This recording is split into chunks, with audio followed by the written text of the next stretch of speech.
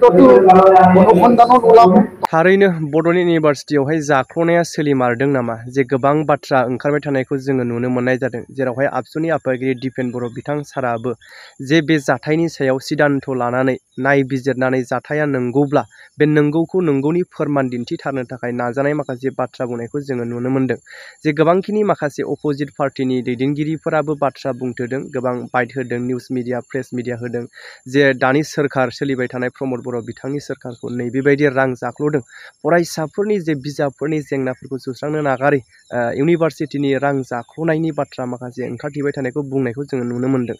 दा नैबे बिसिखिनियावहाय जिहेथु बाथ्राफोरखौ बुंनानैल' जाया, बेनि सायावहाय जेसेबां जोंनि माहारि आफादनि दैदेनगिरिफोर दङ बा राजखान्थि दैदेनगिरिनि आफादगिरिफोरानो जाथों, बेनि सायाव फुरा सिदान्थ लानानै नांगौ बायदि गोख्रों एक्सन लानानै जुदि बाथ्राया नंमारगौब्ला जे जाथाय जानाय बे जाख्ल'नायनि सायावहाय फोरमानखौ होनानै जेबायदि जाख्ल'ग्रा सोमोन्दो गोनां बिथांमोनखौ आयेननि बायदि साजा होथारनांगोन। मानो होनोब्ला बियो जोंनि सोलोंथाइ लानायनि सायावहाय गोबां गिदिर मोनसे गोहोम खोख्लैगोन जे फिउचाराव नैबेबायदि जाथाया जाख्ल'नाय सोराङाव फैबाय थायोब्ला मा जालांगोन। ओरैनोब्लाबो जों बर' फरायसाफोरा गोबां बिथिङै लेहेम खालामजाखायो ना, गोजौ लेभेलनि सोरखारनि जे माखासेखिनि लेहेम खामानि मावनानै होनाय, आरो नैबे बिथिङाव जोंनि गेजेराव नैबेबायदि थासारिया सोलिबावोब्ला आरो मा जागोन बेखौबो साननो गोनां। बेनिखायनो नंगौ नङा जास्ट नैबे बाथ्राया ओंखारदों हिसाबै दायो बिनि सायाव जोंनि दैदेनगिरिफ्रा गोख्रों राहा लानांगोन जे बे जाथायखौ सोराङा लाबोनानै जिहेतु जाख्ल'ग्राखौ दिहुनथारनो हानांगोन, जिहेतु खुगाजोंल' बुङालासिनो खामानिखौ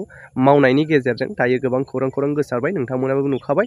लोगोसे नैबे भिडिअनि गेजेरजों मानगोनां दिपेन बर' बिथां सारा मा बाथ्रा बुंखो भिडिअखौ जोबजासिम नायलांदो।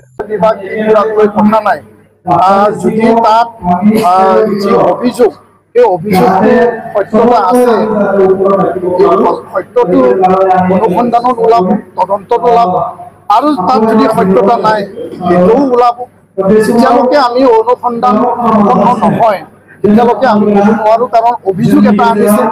অভিযোগত মানে 33টা কলেজ, এটা ইউনিভাৰ্চিটি আৰু বিষয়াসকলক ইয়াতে একেলগে মানে সন্নিবিষ্ট কৰা হৈছে।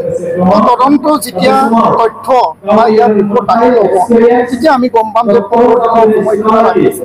আমি তালৈ বাট চাইছোঁ, কিন্তু আমাৰ দাবী আমাৰ অলৰেডি প্ৰতিক্ৰিয়া দিছে যোৱাকালি যে যি এটা এলিগেশ্যন বা অভিযোগ আহিছে তাত দুৰ্নীতি হোৱা বা তাত কমিশ্যনৰ কিবা কেলেংকাৰী হোৱা বুলি যি এটা অভিযোগ, আৰু এই অভিযোগৰ ওপৰত নিখিল বড়ো ছাত্ৰ সন্থাই ভাল এটা তদন্ত আমি বিচাৰোঁ যে কি সঁচা কি মিছা, তদন্তৰ জৰিয়তে সেইটো সঠিক অনুসন্ধান হ'ব লাগে আৰু ৰাইজে ইয়াৰ ওপৰত জানিব লাগে।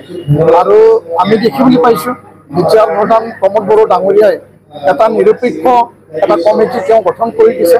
তদন্ত নিৰপেক্ষ হ'ব লাগে, স্বচ্ছতা হ'ব লাগে, আৰু কোনো কাৰণত শিক্ষাৰ লগত জড়িত, শিক্ষা অনুষ্ঠানৰ লগত জড়িত সেই বিষয়